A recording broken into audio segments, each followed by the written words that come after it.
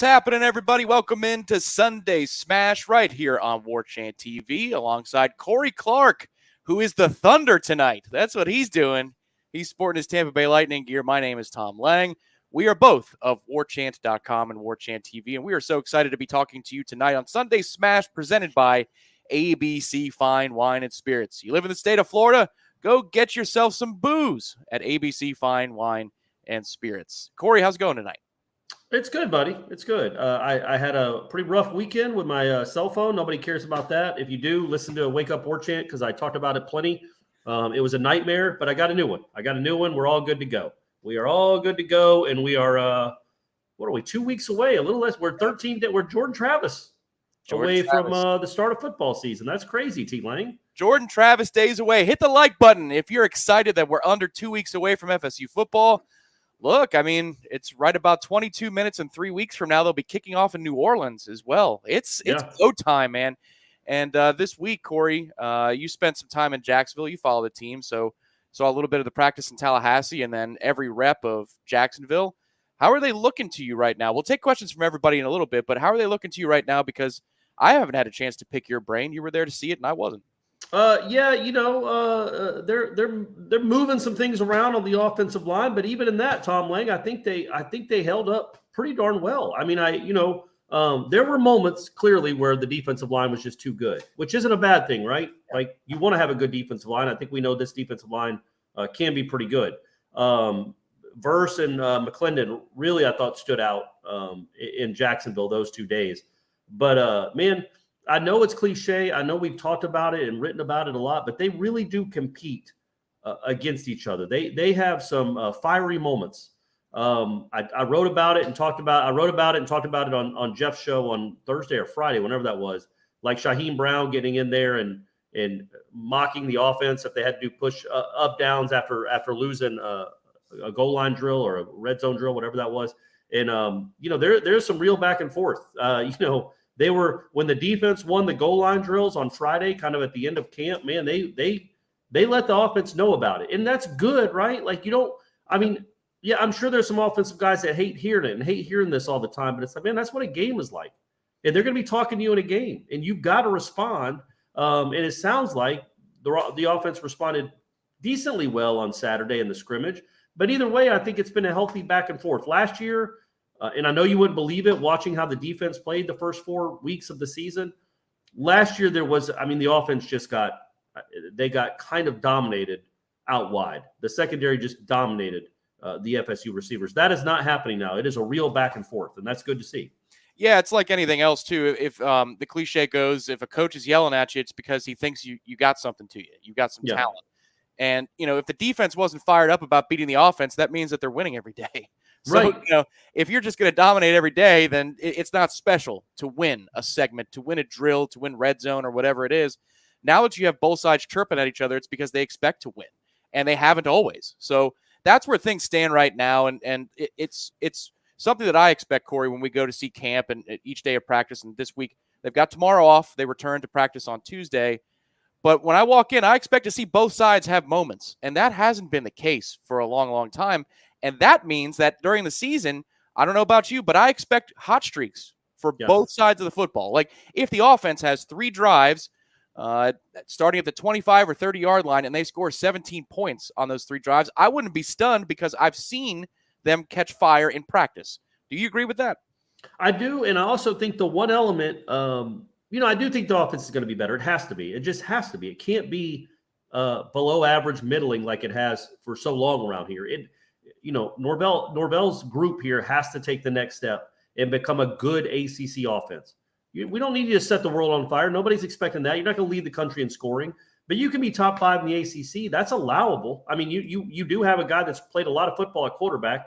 You brought in all these weapons. I think you're a good offensive mind. Alex Atkins is a really sharp guy. Go do something on offense. And I think, but the one element we're not even really factoring into what this offense is going to be is Jordan Travis's legs. I mean, they're just not used in practice, and they will be used in games. And they are something that you cannot account for. They are something you cannot account for with scout team work. And it's just a different athlete back there. And I think that's what that's what gets you maybe a little bit more excited when I think about what this offense can be, is because so many of the big plays we've seen so far in practice, apparently most of the big plays that happened in the scrimmage on Saturday are either through the air or there are other people doing it. They're running backs doing it. It's not Jordan Travis busting a 50-yard run. Right. Maybe his presence helps that with the other running backs and the way the defense has to account for him, but it's other guys doing it because at the end of the day, 13's legs are going to be there too. It's like adding that guy into the mix makes it maybe not dynamic, but a better offense. Yeah, they're not trying to live off of it in spring or fall camp. Right. Every once in a while, they'll call a play where you see Jordan's legs come into play and it's a design. And you go, yeah, I think that's just a reminder. Sometimes if the defense is getting the better of the offense, I think maybe Mike Norvell and Alex Atkins roll out a play like that to say, just to remember, we're not working on what we know we can do. We're trying to find what more we can do. Well, we're all thankful right here at Sunday Smash that you're here. Director Matthew behind the scenes, Corey, and myself, nearly 300 of you. Hit the like button underneath this video. Send us your questions. We have a couple of contributions to the program already. We're so thankful for those. We'll mention you in just a moment. But hit the like button beneath this video. Subscribe to our channel. And remember, for just $1, as Jeff Cameron would say, $1, you can join Warchant right now. That's warchant.com.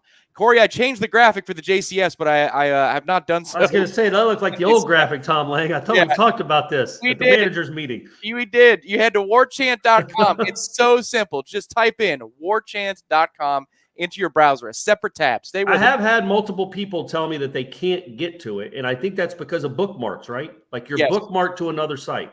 When you go to whatever your web browser thinks Warchant might be, it might take you to an old site that we're used to be at. So you have to not physically, you don't jump into the keyboard, but you into the browser, but you have to type out in the browser warchant.com, and it'll take you right to our new home at On3. That's right. And it's worth it. It's worth at least $1, Tom Lang. Maybe I think it is. I mean, for crying out loud, you've got more than $1 underneath the chair of your car, everybody. Mm-hmm. Just sign up right now, warchant.com, and then resave that new website, that new URL as your bookmark. Maybe your homepage when you open up Google Chrome. I see Eric Angel is at Corner Pocket Bar and Grill, one of our fine sponsors here at warchant.com. He's saying he's there at the CP. Now Jordan Travis stays away. Well, go Noles to you, Eric. Hope you're enjoying. Thank you, Eric. Thank you, buddy. I know there's a big party for a Mets victory over the Phillies tonight, so you guys enjoy that post-game party at the CP. And Ryan's did you already play? Y'all played and won? Yeah, 6-0. It was a good one. Y'all just don't give up runs. It's fun. Well, we got 4 head-to-head. Maybe we'll do a wager before tonight's show is over. No. Can I bet on the Mets? Sure. We could both bet on the Mets. There you go. Both win. Everybody wins. Ryan Eastman, thank you for your contribution as well. And he's joined up. He's a booster season ticket member. He's got a parking spot and everything. He's doing the full tailgate. Corey, I'll start with you on this question. What is the best tailgate or tailgate memory you have? My first part of it would be, is that memory in Tallahassee or is it up in Athens? Oh, no, it's definitely – I don't even know if it's in Tallahassee, but it's at a Florida State game for sure. Okay. Man, that is the – and I love my job. It has so many perks. It's awesome. It is really cool that I get to do this for a living and people watch and read and I get paid for it. But that is by far my biggest not regret. I don't know if that's the right word, but that's the one bummer about the job is that I haven't gotten to really tailgate in 15 years, 16 years. And that's awesome. I love tailgating. I was talking to some buddies this weekend at Corner Pocket, actually, about he's bringing Spencer. You know Spencer. Oh, yeah. He's got AC units to bring to his tailgate. He's going to have air conditioning at his tailgates. It's nuts, along with the TV and all the food and everything else. So that's what I really miss. It's just going all out. These people that it's like their job. It's their profession to tailgate. Let me think about my favorite tailgate. I'll get back to you. Tom, I'm sure you've had time. Think of an answer. Give us an answer. There you go. And thank you, Ryan, for the donation, man. That's very kind of you. Sometimes the best tailgates are forgettable for all the right reasons. But, right, yeah. I will tell you that it was unfortunate that it was capped off by Jarman Fortson dropping the football in the back of the end zone. That weekend, front of the end zone. It was the front of the end zone, Tom. Get it right. Well, it was the right corner. I was sitting up where the band is. So, you know. Sadly, his back was to me, Corey, so I didn't know he dropped it. You looked like he caught it, for half a second. People in that corner of the stadium were all celebrating like a bunch of a-holes. Also, they went to review it to see if he caught it or not, which he clearly didn't. But there was a second on the clock when he dropped it, and they didn't put the time back on. It might have been close to 2 full seconds. Yeah, it was crazy. It was crazy. They didn't even look at that. I was one of those high-five my friends and realized, you've got to be kidding me. But that whole weekend, a lot of my friends had just graduated the previous semester, and so they all came back, and we had 3 days of awesome fun, just hitting the town, and then it was capped off by a fantastic game day at Indian Village, which has a lot of legendary moments for tailgates over the years, but that's where we were that Monday. So if I vamped long enough, do you have one, or do we move on? No, nothing's coming to mind. Again, I will say 88 Clemson, the Punt Rooski. I think I was in middle school, but it wasn't so much beforehand. It was after the game, just because you couldn't leave Clemson, the parking lot. It's a parking lot for 5 hours, but you didn't want to leave because of that craziness. But you also didn't have any means to watch a replay of the play. We had no idea how Leroy Butler got the ball, but just how everybody was walking on air after that game and that win, even though it was a kind of a cruddy day outside. That's one I'll always remember. It's just how happy all the adults were around me and how much fun-loving there was. It's those things. It's those moments that you'll always remember. We'll have Director Matthew put up some questions. I saw one already, and I'll answer this to get it out of the way. Corey, it's something that we just have to follow based on FSU's policy. But folks are asking, are there any new injury things or updates to report? We don't talk about it. We can't talk about it until Mike Norvell talks about it. So everything that Mike Norvell has brought up in terms of injuries, we've reported on. So we will keep you updated. Yeah, Caden Lyles is done. Yep. Cam McDonald is trying to get better. Darius Washington did get some work Saturday. Yep. He had been held out for a good portion. And again, that's Norvell saying that, so we can well, not really expound, but we can also say it. We can confirm. We'll confirm what Mike Norvell said, that yes, Darius Washington had been not practicing a lot, and apparently he did take part in some of the scrimmage on Saturday, which is very good news. And there's also been a bug going around the team, so you've had guys miss some time with a bug. Yeah. It's not an injury situation. It's just something's traveling through the locker room. Yeah. Briley, to answer your question, yes, they're practicing Tuesday through Saturday.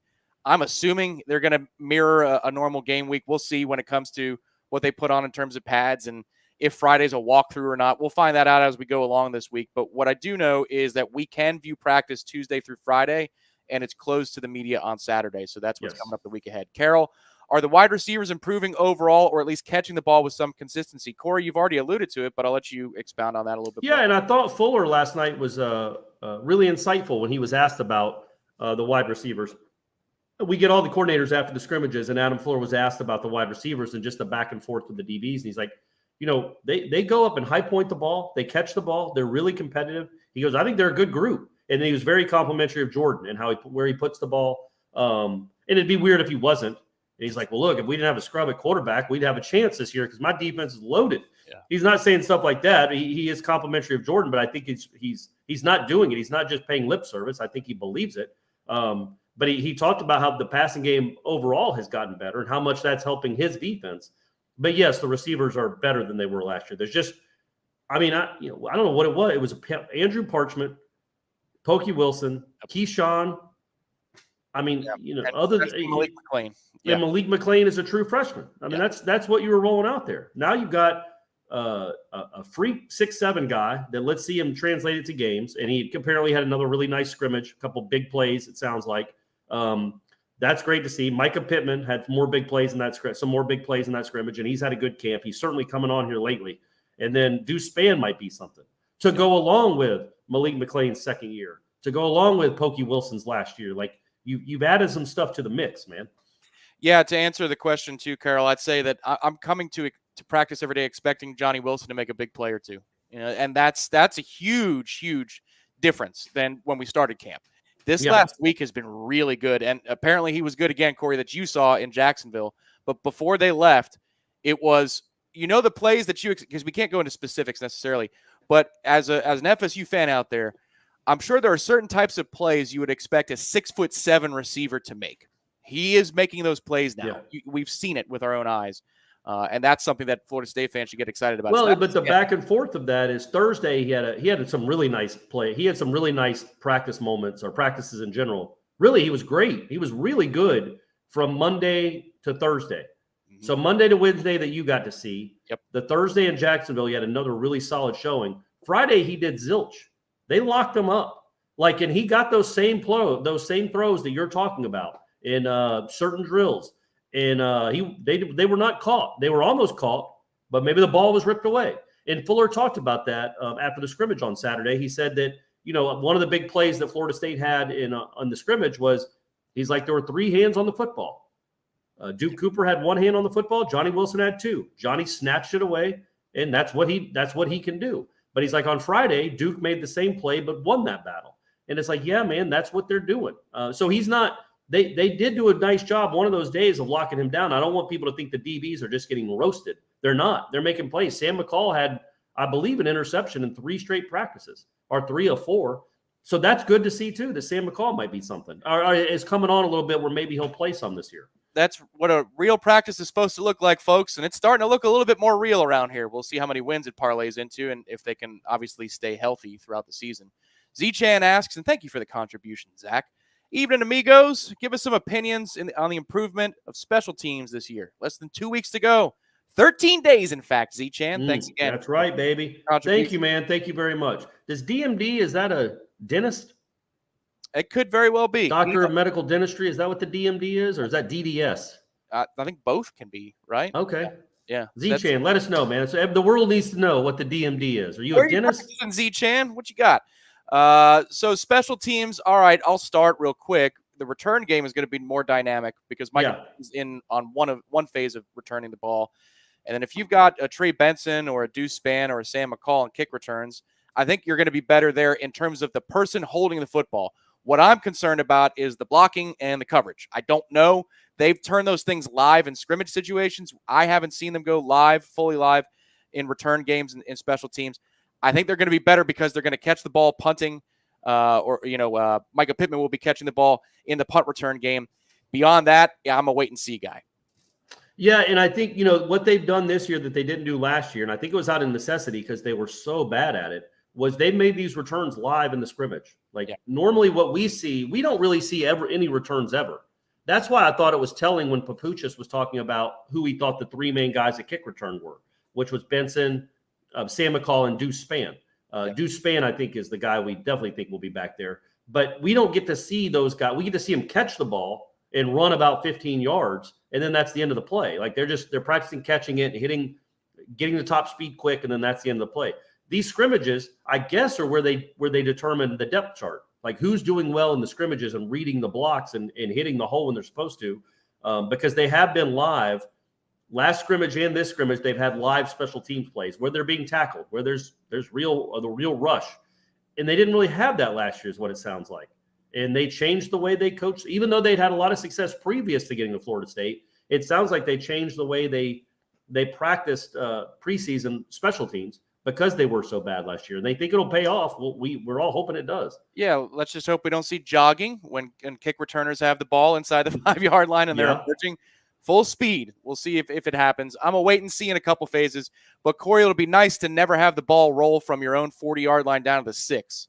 That'll be a nice development this year. Yeah, I did the research last year. I think the number was 180 yards they lost in rolling punts, which it's about half of what their total offense for a game. I mean, it's nuts. It's crazy. They only played close games, one-score games, in 80% of the 12. So that 180 yards could have helped. That's 15 yards a game. Maybe that gets you close for a field goal. By the way, that's the one thing I wanted to say about special teams. Papuchis was asked about Fitzgerald and was very complimentary. Said that he thinks he's had a good camp and he had a good scrimmage last night. I will say this. I do, and this is one of the benefits, or it is a benefit of getting to watch these practices. I have not come away overly impressed with the kicking game. I'm just going to say that as politely as I can. And that is a concern when you are going to play what we think they're going to play, which is a lot of close games. Yep. There are going to be a lot of meaningful kicks in the second halves of these games. The kid certainly has the potential to do it. He beat Syracuse. He had a really clutch kick against Notre Dame to tie the game, and then we know he missed it in overtime. But once you settle for the field goal there, you might have been in trouble. But either way, he's had some nice clutch moments in his career, but he is going to have a lot of pressure-filled kicks on him this year. So is that snapper, so is that holder. That still gives me pause. That still gives me a little concern because I don't think that is an incredibly strong unit, let's just say. We are in total agreement on that. When the ball is snapped and the toe hits the leather, I don't know. I don't feel, that's good. 100%, even from 37 or 38. I'm not going to assume anything with the kicking game this year. He's got the leg. He's got the leg, but it's just.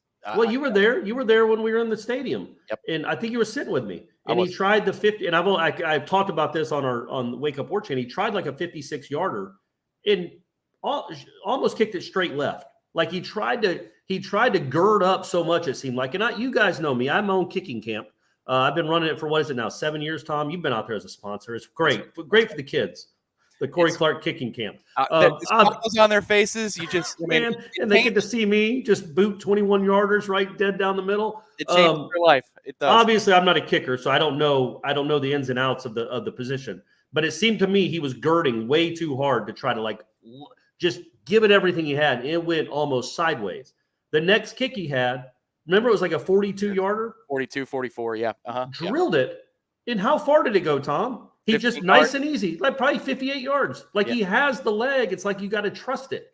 Sometimes it just doesn't come off the foot great. But, yeah, if he can trust his leg, he should be okay even on longer distances. But I feel like that one he attempted that day, I don't know what you do when you're Norvell and it's a tie game and there's a minute left and you can attempt a 55-yarder on 4th and 6. Or do you go for it? Or do you punt?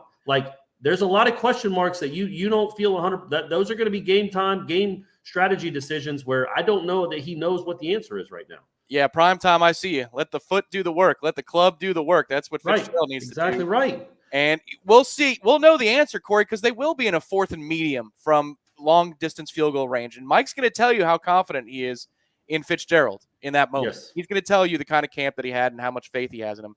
So we'll see in the kicking game. Special teams might be a bit of a head scratcher, but they're spending a lot of time on it again. Yep. Next up from Tom. This is Buffalo Tom. What's up, Tom Ordner? Not asking who is playing H-back, but is Norvell utilizing the H-back position more like his Memphis film shows he likes to run? I don't know that we can answer that without getting into trouble. Here's what I would say. They've got more choices at tight end this year. Marquiston Douglas, I think, has had a good camp.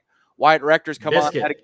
Somebody asked the best nickname on the team. I do think it's Biscuit. It's hard to beat Biscuit. I mean, Biscuit's as good as it gets. Greedy would be a great name if Greedy was locked down and starting for you, and he had 6 interceptions, then Greedy Vance is perfect. But we also don't know where'd that name come from. That's a negative connotation sometimes. People, why is he called Greedy? So we got to know that. Biscuit, I assume, just because my man likes to eat. Yeah. Which is awesome. It's like calling that. Remember the manager that played? I can't remember what team he played for. They let him in the game. Big, huge dude. He was a student manager. It was a college team, and they let him play like the final minute of a blowout. His nickname was Snacks. I mean, that's as good as it gets. Just Snacks. That's awesome. It is. To answer your question, Tom, I'd say that they've got more variety at the position now. So we'll see how they use it in games, but they've got a better class of tight ends this year. Would you agree with that, Corey? Because I think there's a pulse there where it was kind of a point where we were laughing at that position for a long time. I don't know, man, because I think Jordan Wilson did some things on that team last year that I don't know they have somebody there this year doing that. So that's the one. Look, man, I think Brian Courtney, he made another really nice catch out in Jacksonville, tough contested catch right at the goal line. He is an athlete. He is your out. There we go. He is your out. He is really, he's by far, I think, your most athletic tight end. I just don't know if he's going to be able to play this year just because it's a tough position to play as a freshman, unless you're at UGA, apparently. So I don't know that if you're assuming Cam McDonald is going to be Cam McDonald and is going to be playing the same starter reps, I don't know that their backup guy is quite what Jordan Wilson was in the blocking department last year. But certainly they have more, what would you say, man, more capable receivers than Jordan Wilson, like guys that can get open down the field and make some plays, perhaps. Yes, I think including so. Biscuit. Biscuit's had a nice camp, man, and apparently he had a really big play Saturday in the scrimmage. I think Norvell called it a huge play. He's got a little something to him. I look forward to seeing his development more, but there's nuance to his game. It's not just, sometimes you watch a tight end, that big play, and you're like, man, he's only playing that position because he's just huge. Right. And he's got something to him about how he runs his routes, how he gets out of his breaks, how he plays physically. So I like 85. We'll see if he gets in the rotation more, especially as that second guy. His body type fits the profile of a Jordan Wilson. We'll see about the aptitude, rep for rep. Garrett asks, we went for it a lot on 4th down last year. Do you see us doing that again? I think so, but it depends if you're chasing the game or if you're ahead in the game. If Florida State's ahead on the scoreboard a little bit more this year, then they'll go let Mastromano work. But we'll see what the scoring situation is throughout the season as Mike makes all of these decisions. But I think in general, he's fairly aggressive on fourth down. What do you think, Corey? Yeah, I think I mean, there were times last year where he went for it on fourth down when it was like 4th and 8 and maybe not. It's just like, why are you doing this? You don't pick up 3rd and 8 or 2nd and 8. You're just going to give them the ball 40 yards closer to your end zone than you would if you punt it. And I'm all for the math, and I understand why you want to go for it on fourth down. You do get 4 downs. You don't have to punt. I hate when they say, oh, now he's going to be forced to punt. No, he's not. You're never forced to punt. You can go for it whenever. And too often in the history of football, coaches at 4th and 2 on the 50-yard line or got scared and would punt. But he went for it a little too much for my liking in the 4th and long situations when the game was still in doubt. And there didn't, honestly, and I didn't see a lot of rhyme or reason. Like Miami, he kicked the field goal when they're down 8. It worked out. They won. The NC State game earlier, they had stopped NC State the whole second half, but then they gave them a short field in a 7-point game, and they iced it. Notre Dame, he went for it a few times that were not necessarily head scratchers, but I understand some people are like, why don't you punt it and play defense? He just didn't trust his defense. Correct. So don't you think a lot of it is, does he trust his offense? I mean, I guess it all comes down to trust. Does he trust his offense to be able to pick up 6 yards in that spot? And or does he think his defense could be good enough that let's pin him inside the 10, we're going to get the ball back in a minute and a half, and then we can go get the ball at midfield with a fresh new set of downs? Yeah, his decision-making on fourth down was a point of contention on the JCS and everywhere in FSU media. I thought it was inconsistent. Like you're talking about, there are times when you would absolutely circle a 4th and 3 on your own 38 or something along those lines. If you're not going to go for it there, then why are you going for it to drive later on 4th and 7? Like it doesn't make a whole lot of sense to me. Some of the decisions, NC State chief among them. Yeah, it was incongruous. Not everything seemed to line up. But again, sometimes you coach with your gut. I'm not saying you can't do that. It's just his gut was wrong a lot on fourth downs last year. But I like the overall mindset of going for it. I do, especially early on in the season when as bad as that offense was, the defense was worse. So giving the ball up, you're going to give up more points, and then the game might be out of reach. So I think that's an interesting question. It's a good question on like Jimbo never went for it on fourth down. Yep. It could be 4th and a yard and maybe a foot, and he's like, "Yep, that's too much. That's too much for us, baby. I don't care that we're on their 35. Don't want to do it. Let's try the kick. Let's miss this field goal." We're still going to be debating that this season. That's one prediction I feel very good about. But in one more thought on it, a lot of those decisions I felt like were out of desperation. Either the defense had been on the field for too long, or they're chasing the scoreboard. If they're playing from ahead a little bit this year, I wonder if the conservative mind. Well, it should, right? You don't just. I mean, good coaches adapt to the score and to their talent level in the flow of the game. So it should affect what you do on fourth down. You shouldn't just be black or white. You do it one way every time. A contribution to the program from, I just saw it, Eric. Thank you, Eric. We really appreciate your support of Sunday Smash. Thanks, buddy. On Warchant TV. Hit the thumbs up button, everybody. There's almost 500 of you watching right now. Come on, let's go. Let's hit that thumbs up. Who do you all believe will emerge as the second receiver option alongside Pittman early on before Winston Wright comes back? What do you think, Corey? I mean, right now it's Johnny Wilson. I think Pokey Wilson's your third, and that is a good third to have. Again, I guess that's when you want to take a step back and look at the actual growth of this offense or this football team in general. Last year, Pokey Wilson was your main guy. He was your number one. Yep. This year, in my eyes right now, through the first 2.5 weeks of camp or however long it's been, he's your 3. Okay. I think that says about what that growth, because I think Pokey's a fine receiver. Imagine him as your third option. That's not a bad receiving core all of a sudden. Now, here's what's interesting is I don't see a lot out of Pokey and team towards the end of practice, which is when we all get back together. I usually go run off and do stuff in the trenches while you guys are watching 7-on-7 and some of the skill work. So I haven't seen a ton out of Pokey in those moments. I've seen McLean make some plays late in practice, but not Pokey. So for me, immediately I thought McLean is 3 behind Johnny Wilson. So what have you seen from Pokey in camp when they do that part of the day at practice? Yeah, no, I think he's had a fine camp. He's not like he's dropping passes. He hadn't got a ton of at bats in the stuff I've watched, but I'm judging him more on just what he did last year. Okay. I mean, in the way he finished up with that game at Florida. He had a nice game, I think, at BC too. Couple touchdowns in North Carolina. Like, he finished up the second half of the season as a pretty good ACC receiver. So that's what I'm judging it on, just what his history is with Jordan and what his history is in this offense over the last 2 years. Where are you setting the target for the total yardage for FSU's leading receiver? Because last year they didn't even touch 400 yards. Is it 500, 750? I don't think anybody is expecting a 1,000-yard receiver at Florida State this year. Where do you think it's going to land for somebody like a Micah Pittman? Man, I would think 800. 800, yeah. Like, that's what, 60, 70, 65 yards a game? I mean, yeah. I mean, you got to there, and I also don't think they're going to have a huge rotation. I don't think they're going to be like, oh, there's too many players to get the, nobody's going to have more than 25 catches. We got a wealth of talent. It's too many guys. Yeah. No, I think they're going to have a set 3 or 4 guys that are going to play a lot. And with that in mind, I think 800 is a good number. And that's crazy. That would about double what their leading receiver had last year. Yeah. And we're not asking, I mean, some guys get like 1,900 yards receiving in a season. We're not asking for the world. We're just talking about 800. Right. Just to give a little bit of balance, which will open up things for some of the guys on the ground. And Jordan Travis might actually run in a situation where the box is not loaded up pre-snap. That could be interesting and fun to watch. Next up here on Sunday Smash, we've got a question from Johnny Buckets. Love the name. Will Trey Benson be a one and done and go to the NFL? Well, he's got the body type and he's got the burst, Johnny. Those both look like they translate to the next level. I just don't know that he's going to get enough totes. It's not that like Trayshawn Ward's had a bad camp. So I'll be very interested to see how many touches a game Trey Benson gets. I think if he gets between 12 and 15 per game, he could rush for 1,000 yards. And I don't think that's a stretch. But that's my opinion. Corey, what do you think?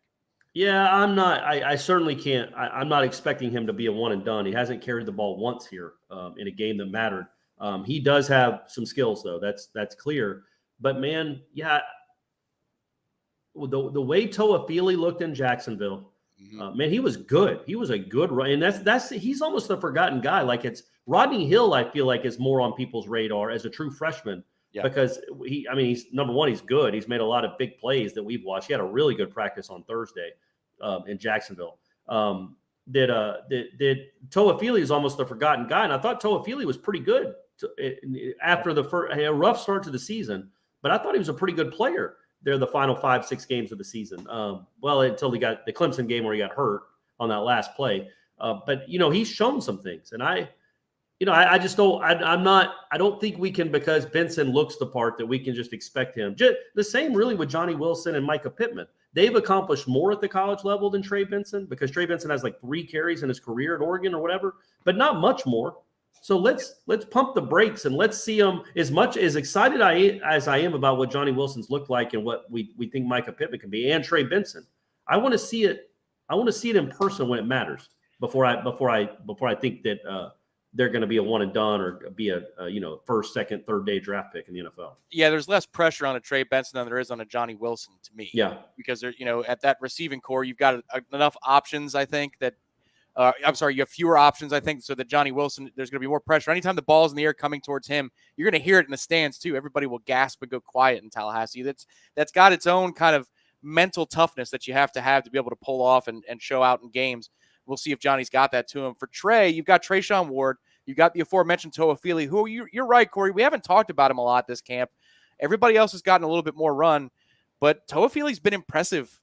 Hidden yardage. I think he's shown better vision this camp, and that comes with the confidence that we saw before he got hurt in the Clemson game last year. He's been a plus player. So if you've got multiple options, I mean, CJ Campbell's not a bad option. If guys go down in a game and CJ Campbell has to trot off the sideline and into a formation, I don't feel like they're losing a ton there. It's not Trayshawn Ward level or Trey Benson level, but it's not a bad player to put out there in 22. So I don't think there's nearly as much pressure on Trey Benson. Well, and don't forget, again, Mike Norvell has mentioned this, they moved Ja'Kai Douglas back into the backfield some too. And I think, so when you think about Trey Benson, like I just think with Toafili and if Ja'Kai Douglas remains, I know if he's going back and forth or what he ends up doing, those are the guys that are going to be catching the majority of the passes out of the backfield. Those guys are elite, in my opinion. They are elite at that thing, at the catching the ball out of the backfield. They are matchup nightmares. Ask Clemson. They are matchup nightmares in the passing game. They're not prototypical Trey Benson 210-pound off-tackle running backs. But I don't know what this isn't really a traditional running style, this attack. So I'm really interested in how they divvy up the touches out of these running backs. That's the one consistent thing, and not giving away state secrets here. Mike is really good once or twice a game at isolating a running back or a slot receiver on a linebacker. And it's tough, man. It's tough. Even really athletic linebackers, you are not staying with Toa Feely and Ja'Kai Douglas. You are not doing it. And that's a throw that Jordan has consistently shown that he's had. Actually, let's touch on that real quick before we get to another question. Jordan Travis had one of those days. Better, in my opinion, than the day at spring camp where the offense just, controlled everything for the final 3-4 periods. And everybody walking out of practice, media and players alike, were like, what the hell just happened? Even better than that spring day was Jordan Travis early this week. I think it was Tuesday. Corey, he made every throw to all parts of the field. You dare to dream that something more is possible if 13 is going to look like that. Do you look at that as an outlier and a blip on the radar, or as a potential sign of something to come? Not that Jordan's going to be lights out every drive this season, but that there might be a little something to him extra this year compared to last. Yeah, I wrote about it actually on Wednesday. By the way, I wrote about it on Warchant.com, which as much as you enjoy this, imagine me making points that are like articulate and not just me stammering around, because I don't stammer around when I write. They're actually, some of them are well-formed sentences and clear thoughts. You go to Warchant for $1, Tom Lang. That's you go right. to Warchant $1. I know we're giving this away for free, but the real good stuff is at Warchant, man, because every practice I do observations where I go in depth on everything I see as much as possible. I don't say, hey, then they ran a quadruple reverse and Ja'Kai Douglas threw a pass to Jordan Travis that was wide open in the end zone. I don't say that stuff. By the way, that's a great play, guys. Wait for it. Wait till you see it in New Orleans. That's a joke. I hope you guys understand that. But yeah, so I was talking. So $1. You go to type in warchant.com for $1. You get us for a whole year. Insights, really good insights, not just from me, but from T. Lang, Ira, the whole gang. But with Jordan Travis that day, I almost felt. I didn't even think my words did it justice. It's almost, when you say you have to see it, you have to see it. I don't know what it is, but you have to see it. Now that's a definition for pornography. Yes, it is. You know what I mean? But when it comes to that level of execution, it was unbelievable. I hadn't seen it in so long around here that you're like, what? It opened a brand new world. Then the next 2 days, it came back to earth a little bit. I think they put the offense in tougher situations. Yeah. But to see Jordan Travis, and meaning like 3rd and 12s, 3rd and 15s, 2nd 11s, things like that. To see Jordan Travis light up a defense like that, throw on time, in rhythm, just guys making plays, it was so good to see, man. And I think that gives you hope that what do you think, Tom? 20 more yards a game through the air, 30 more yards a game through the air, what that does for the entire offense. 2 more first downs passing, what that can do for the offense over the course of a season. It's the quest to find balance on offense. Yeah. Because if you find some semblance of balance, watch out for what Mike can do in the running game. They've already proven with an offensive line that doesn't block well on the ground, and we think they're better there this year, that they can still draw up explosive plays to the tune of 40-yard runs, 80-yard touchdowns, whatever it is. Every single week they could do that. It was the damnedest thing if you look at the Pro Football Focus grades. And I don't treat them as gospel, but when you see that this team can't run block and then their running grade is in the green or blue, which is really good in Pro Football Focus, like, how does that even work? So it's because they're really good at scheming up explosive plays. If you can achieve balance on the offense because Jordan makes a few throws or the receivers win one-on-one battles and you block it up a little bit better, you could see this offense get hot for stretches. And that's what I'm expecting to see a little bit more of this year. The thing that was most encouraging to me, Corey, about his performance earlier in the week was it wasn't just one part of practice. He was lights out in the team portion 11-on-11 early. When they got back together at the end, he was just as good. So it wasn't like this one little stretch where you're like, well, that's 10 nice plays in a row, Jordan. It was all day. So that's what's going to happen in real football. You're going to have the ball. You're going to lead the team down and score. And you might not have it with injury timeouts and quarter breaks and the way college football is for 15 or 20 minutes. Is that going to be too long before, for you to cool off, or are you going to stay in it and stay focused? To me, that was the thing that I didn't know that was in Jordan. That was his best performance as a thrower in games or in practice that I've seen, and it wasn't close. No, he threw with conviction. He threw on time. He threw with conviction. He believed what he was seeing. He was hitting guys coming right out of their break. He was standing in the pocket. He wasn't roll to the right.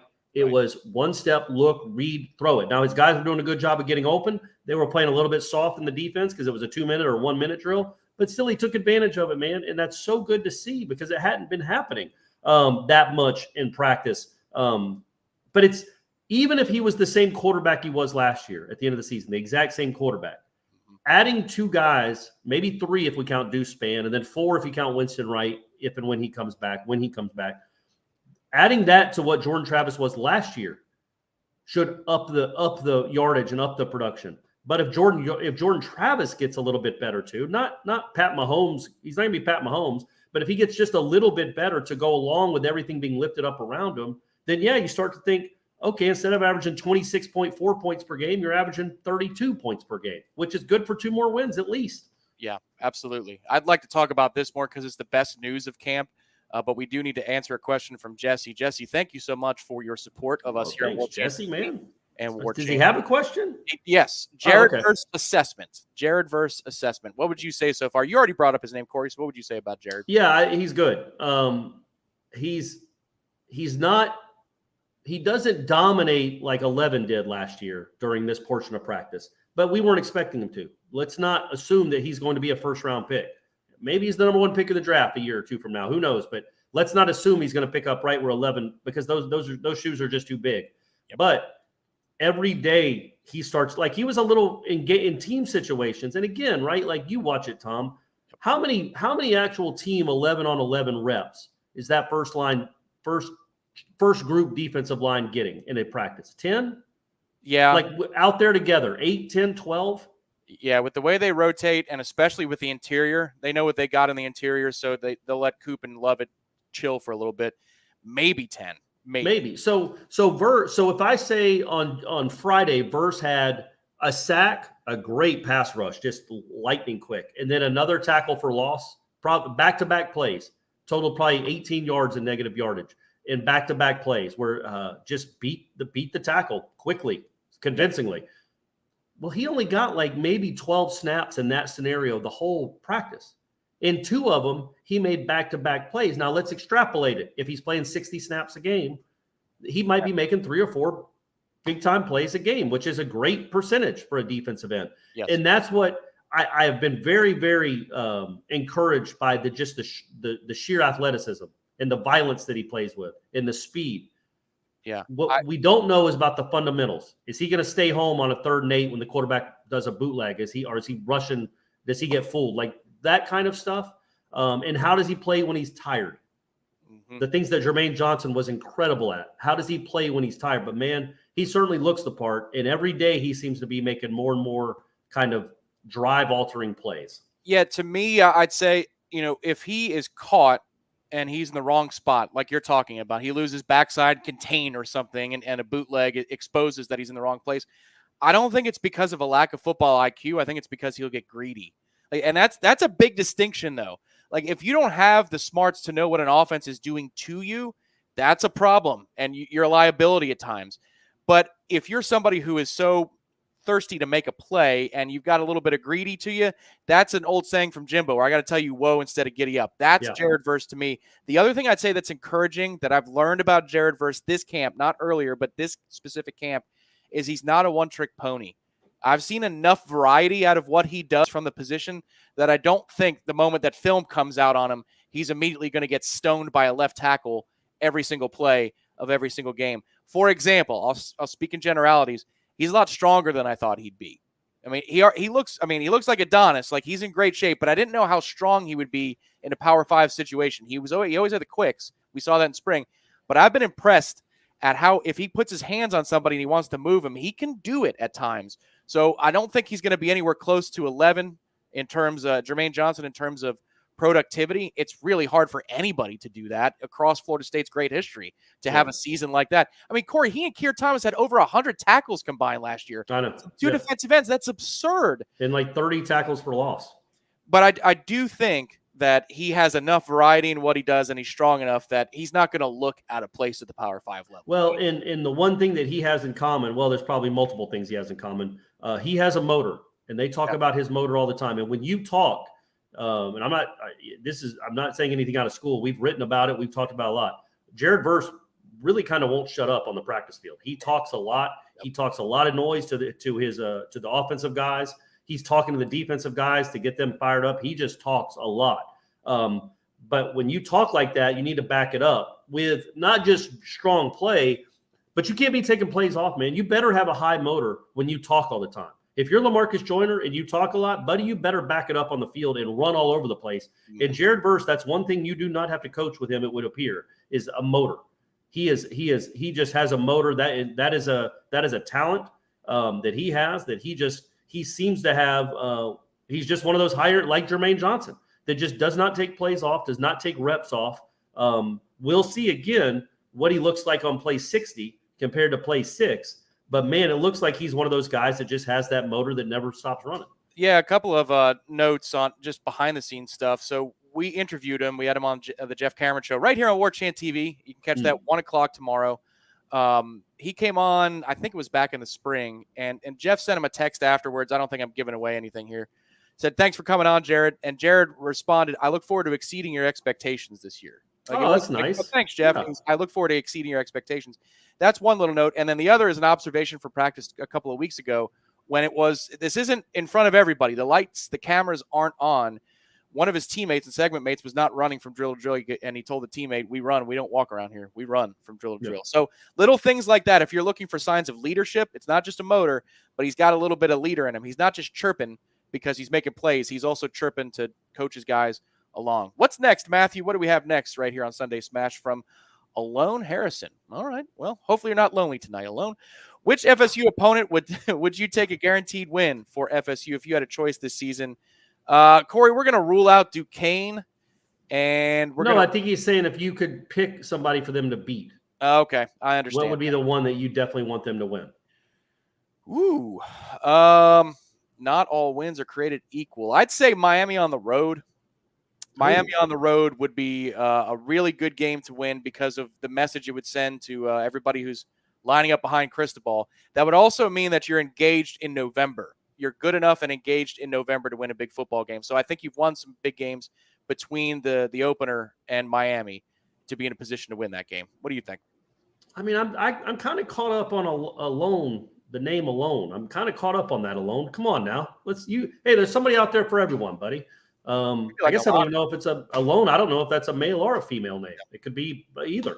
I would say at Florida. You beat Miami last year. You haven't beaten them since when? 17, since Jimbo's last game.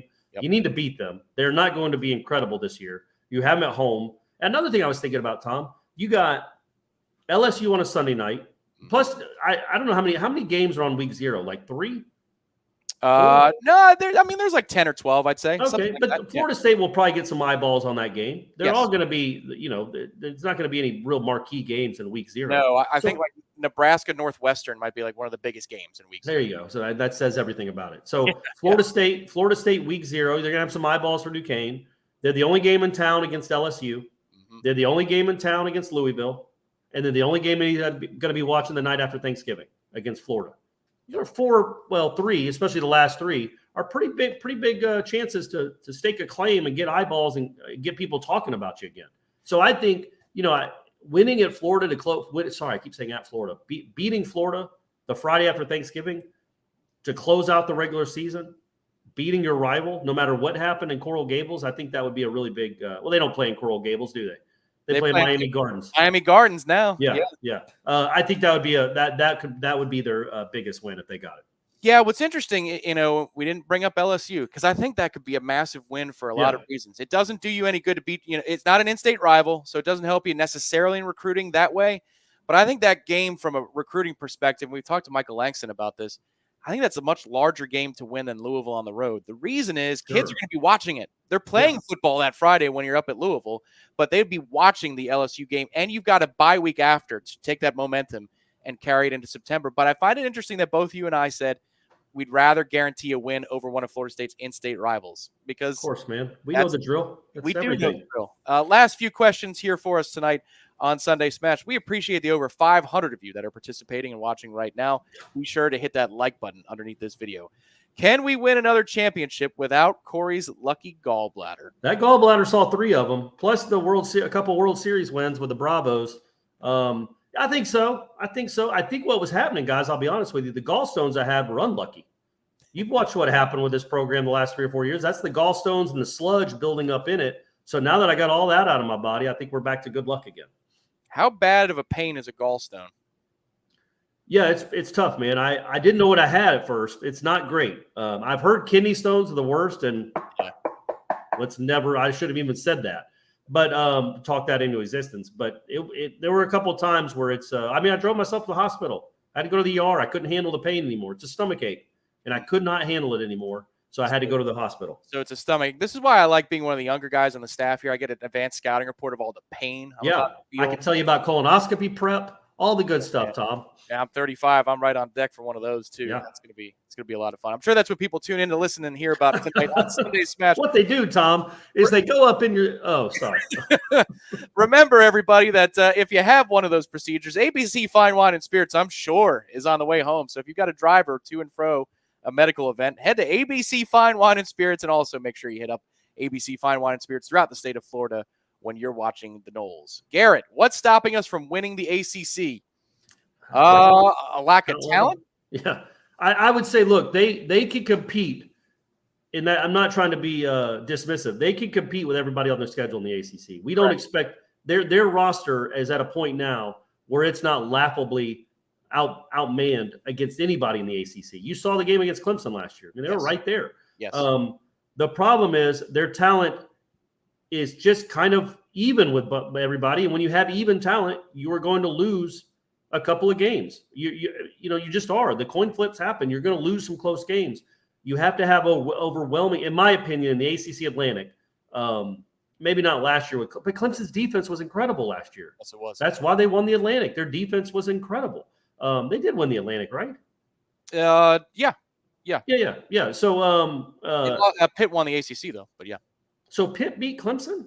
I'm pretty sure, man. I'm like, I don't know. I think who else could have been in the Atlantic division in the ACC? I don't think it was NC State. I don't think they made it, did they? Yeah, maybe. Yeah. Either way, it could have been NC State. Look that up, Tom Lang. But either way, Clemson. Oh no, it was Wake. Excuse us. Sorry, Demon Deacons. How did we forget the 3,500 enrollment of Wake Forest and the equal money they get with Florida State for such an enrollment? It was 45-21 was the final of the Subway ACC Championship. That's when Kenny Pickett did the fake slide. Yeah, we plugged your sponsor for you, ACC. There's your mea culpa. There you go. You did it. Now let me write another column about the ACC. But yeah, so like Clemson's defense was elite last year. Wake Forest offense was elite last year. I don't think Florida State's elite at anything this year. I think they can be better. Maybe they're good at defense. They're not going to be elite. And I just think when you're not elite, you're going to be in so many close games. You have to get really lucky to win a conference championship, to even get to the conference championship game if you don't have more elite stuff going on in your program than Florida State currently does. But you can win those close games. If you win them all, then, you'll be in Charlotte. Yeah, Garrett, your point is taken. I was kind of sarcastic in the beginning, but they should be in every game this year. They should be in the ACC. So nothing. That just implies they're going to lose a few. Of course. Yep. Their talent isn't so overwhelming to overcome bad luck or a bad day from your quarterback or crazy weather or a sickness that runs through the team. They can't overcome that right now. Yeah, 100%. Well, here's the thing I'd ask you, Corey, before we wrap up tonight on Sunday Smash. And remember, folks, it's $1. $1. Head to Warchant. Show that graphic again, Tom. Can you fire that up? Oh, I can by telling the director, hit the graphic. There you go. $1 for 1 year. It is all FSU fans that we're looking for right now. Hey, even if you're not an FSU fan and you want to be up to date on what's going on with FSU, you can't find a better place than warchant.com, which is now a proud part of the On3 network. So head to warchant.com, type it in, warchant.com right now. You'll see a green bar at the top of your screen, the top of the page, and all you got to do, a couple of clicky-doos, a couple of numbers you punch in, and you are all set up for a year for just $1 on warchant.com. So no hidden fees either, Tom. No hidden fees. It's literally $1. It's $1. Legit. $1. And you're going to love it so much that you might pay a couple bucks more for it next year. But give us a try. Let us prove it to you at warchant.com. Corey, what's the tougher game? Is it NC State on the road or Clemson at home this year? Which one's tougher? I mean, I'm always going to say Clemson. I think NC State's good. Their quarterback is good, but I mean, it's Clemson. That's going to be the tough. Let me say this: they're both very tough. Yep. They'd both be great wins, either one of them. What's interesting about the NC State game is they'll just be coming off playing Clemson. And the context of that is NC State thinks they're going to win the conference this year and go to the college football playoff. I'm sure that's what they believe. If they lose to Clemson the week before, you could catch a team that's down, not feeling great about itself. We'll see, though. There's so much time between now. I think Wake Forest plays Clemson the week before they play Florida State, too. Yes, that is true. And then that's where Clemson benefits on the other side, though, is the FSU roadie to NC State precedes Clemson coming down here. So that's an emotional and physical game. We'll see what FSU has left in the tank. But there's so much to do between now and then. The Noles are practicing Tuesday through Saturday this week. We'll have you covered right here on warchant.com and Warchant TV. Corey and Aslan, thank you, Corey, for stepping away from Wake Up Warchant. They've been recording. They will be finishing Wake Up Warchant here soon. It'll be up on Warchant TV tonight into tomorrow morning. Remember, to all you who love podcasts, all your podcast providers have these shows. Wake Up Warchant, the Jeff Cameron Show, Seminole Headlines. We even put press conferences and things like that out there for you as well. Corey, any final thoughts or things you want to tease before we sign off for the night? No, I just love AT&T. I love how the customer service was incredible. I hope they're a sponsor soon, so I can tell everyone what a great last 36, 48 hours I've enjoyed. But hey, I got a phone now. I got a phone that works with the screen isn't cracked anymore either. The crotchety alert is going up. Remember to hit ABC Fine Wine and Spirits, everybody. For Corey Clark, my name is Tom Lane. We want to thank everybody who joined in the program tonight. Thank you all for your donations if you made a contribution, but mostly thank you for interacting in the chat and making this a fun experience for all FSU fans.